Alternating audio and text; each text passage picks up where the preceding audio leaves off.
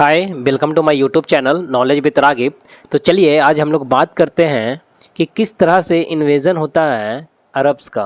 ये जो अपना इंडिया पे इन्वेज़न हुआ अरब्स का, वो किस तरह से हुआ, इस पे हम लोग बात करते हैं। किस तरह से मुस्लिम लोग इन्वेड किए इंडिया को, ठीक है।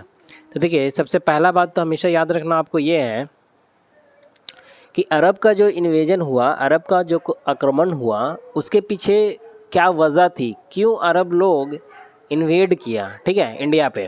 अभी देखिए, उस वक्त जो था आपका सब कॉन्टिनेंट, अगर देखते हैं इंडियन सब कॉन्टिनेंट, तो उस वक्त जैसे इंडिया क्या था जी, अखंड भारत था ना, तो सारा मिला हुआ था। जैसे आपका पाकिस्तान वगैरह ये सब भी एरिया क्या था, इंडिया में ही था, ऑब्वियस सी बात है, ठीक है। अफ़गानिस्तान वगैरह ये सारा एरिया था इंडिया का, पूरा वो फैला हुआ था। अभी उतना डिटेलिंग नहीं करते हुए सीधे मुद्दा पे आते हैं कि जो अरब का आक्रमण का मेन वजह क्या था। कि देखिए, मेन जो आपका एक सिंध प्रोविंस है, जो कि अभी कहाँ है, पाकिस्तान में है। तो वो सिंध प्रोविंस जो है, वहाँ एक देवल पोर्ट था। उस देवल पोर्ट पे क्या हुआ, वहाँ पे देवल पोर्ट पे लोग जो था, अरब का जो शिप था वो जाता था, ठीक है, अपना ट्रेड के लिए, ठीक है, व्यापार के पर्पज़ से वो आना जाना उसका रहता था। अब उस देवल पोर्ट पे वो पूरा सिंध, वो जो पूरा देवल पोर्ट है, वो पूरा इलाका किसके अंदर था, तो दाहिर के अंदर था। दाहिर वहाँ का राजा था, सिंध का राजा दाहिर था। वो पूरा देवल पोर्ट उसी का कंट्रोल में था।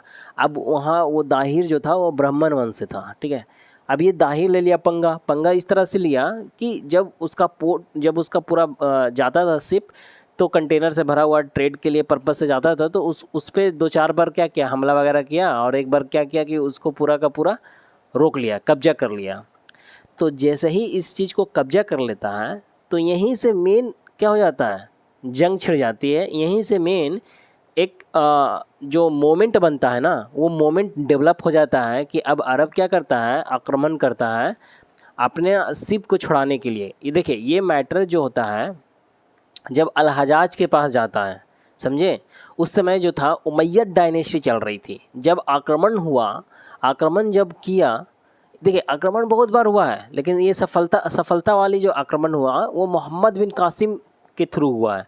उससे पहले भी आपका उबैदुल्ला भी किए थे, बुदैल थे, वो सारे भी किए थे, इनकाउंटर कर दिए गए थे, ठीक है, हरा दिए गए थे वो सबको।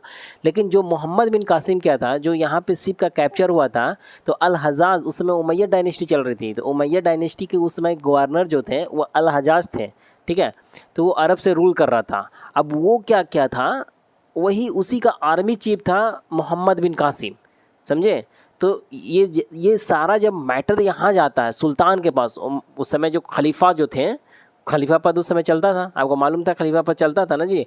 देखिए, अभी इसका कहानी मैं रिलेट करूँगा ना, बहुत लंबा चला जाएगा। देखिए, सबसे पहले जो इस्लाम का डेवलपमेंट हुआ, वो ट्रेडिशनली क्या माना जाता है, ट्रेडिशनली यही माना जाता है कि हज़रत मोहम्मद जो थे, जब उनका जन्म जो 570 एडी में होता है, मक्का में, सऊदी अरबिया में उनका जन्म होता है, वही इस्लाम का फाउंडर माने जाते हैं, ठीक है। उन्हीं को हीरा केव्स में इनलाइटमेंट मिला था 610 एडी में, ठीक है।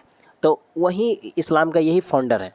तो अब ये क्या होता है कि इनको वहाँ पे बहुत कुछ चल रहा था, लेकिन हम वो कहानी आपको नहीं बताएंगे कि क्या चल रहा था, नहीं चल रहा था। हम लोग का जो मेन मुद्दा है कि इन्वेजन कैसे होता है अरब का ऑन इंडिया, उस पर हम बात करते हैं। तो एक्सपेंसन जो हुआ अंडर मोहम्मद जो प्रॉफिट थे उनके अंदर, तो 622 से लेकर 32 तक में हुआ, ठीक है।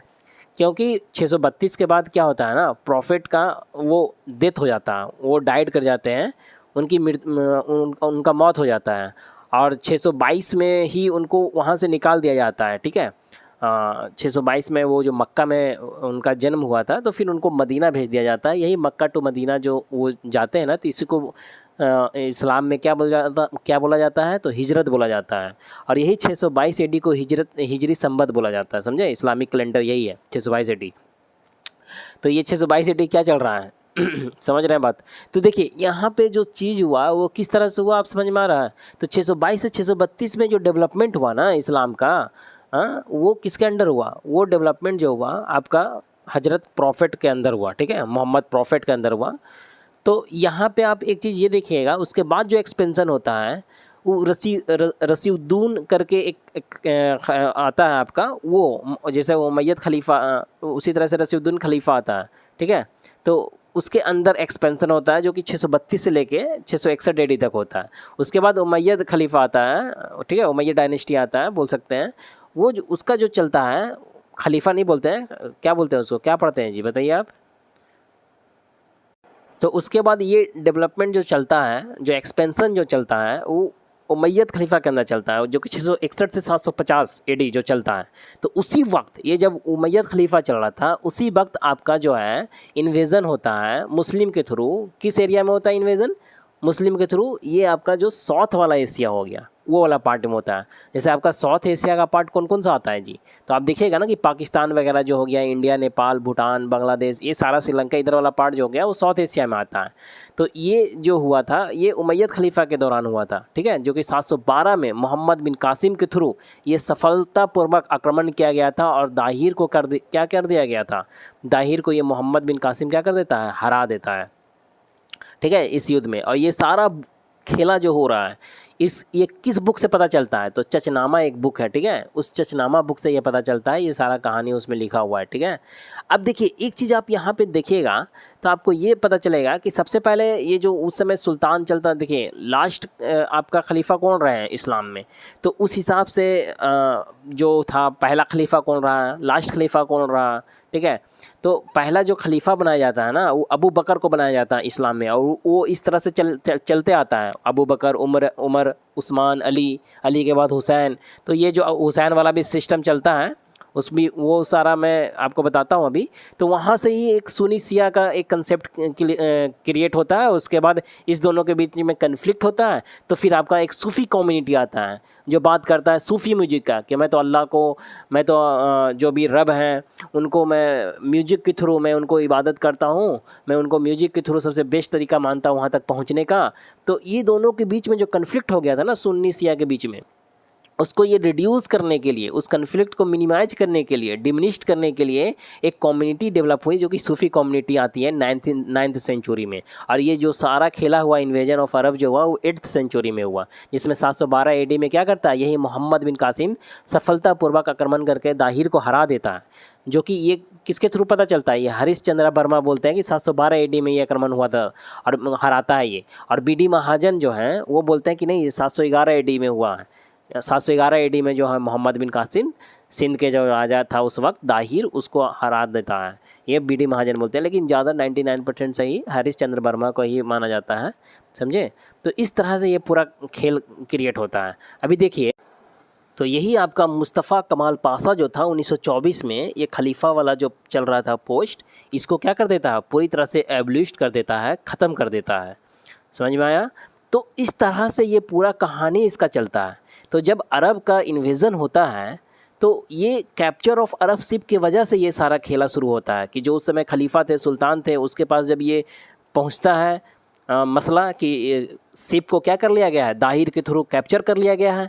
तो ये फिर खलीफा जो है उमैया डायनेस्टी जो उस समय चल रहा था, उसका जो गवर्नर था अल हजाज, वो क्या कर रहा था, अरब से रूल कर रहा था उस समय पूरा जो इराक वराक वाला एरिया। तो वो क्या करता है, वहाँ पे वो ऑर्डर देता है अल हजाज को कि इस मसले को सुलझाया जाए प्यार से पहले।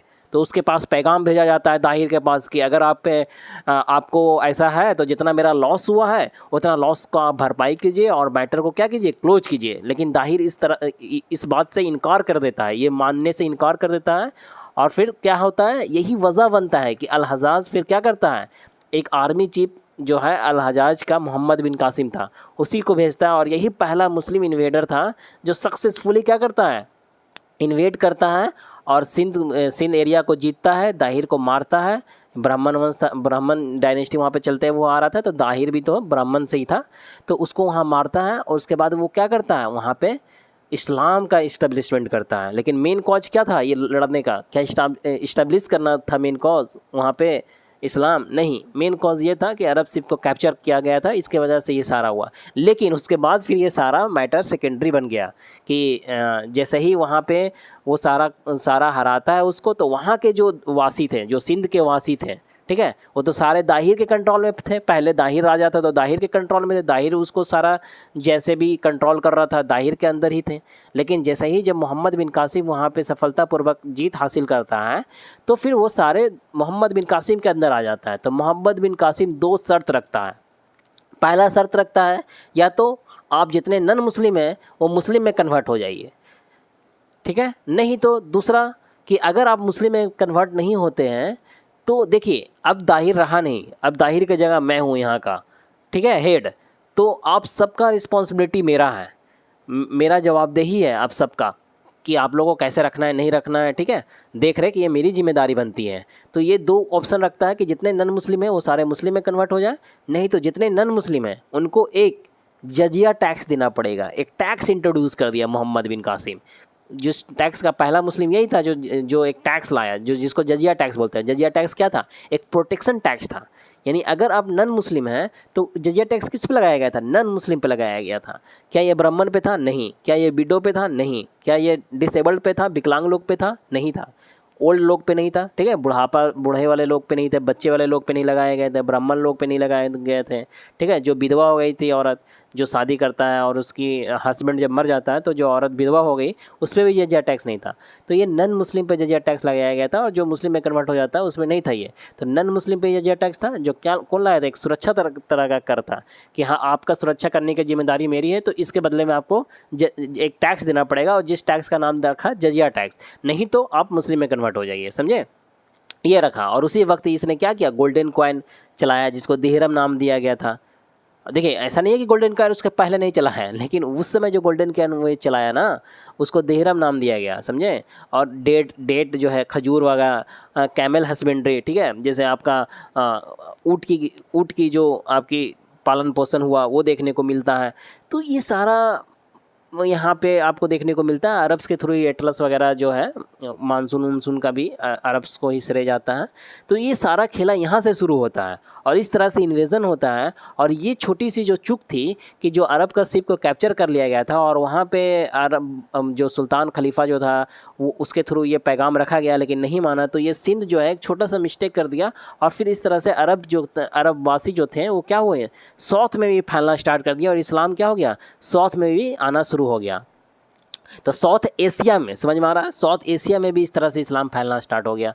तो उससे पहले देखिए यहाँ पे जो वजह बना, धीरे धीरे फिर इस्लाम फैला, उसके बाद किस तरह से आपका गजनबी आएगा, गौरी आएगा, उसके बाद दिल्ली सल्तनत, मुग़ल, और उसके बाद पूरा इस तरह से क्या हो जाता है, अच्छा खासा इस्लाम रूल करना शुरू, मतलब इस्लाम के अंदर ये कंट्रोल हो जाता है पूरा आपका जो इंडिया का पार्ट था उस पर कंट्रोल कर लेते हैं उन लोग।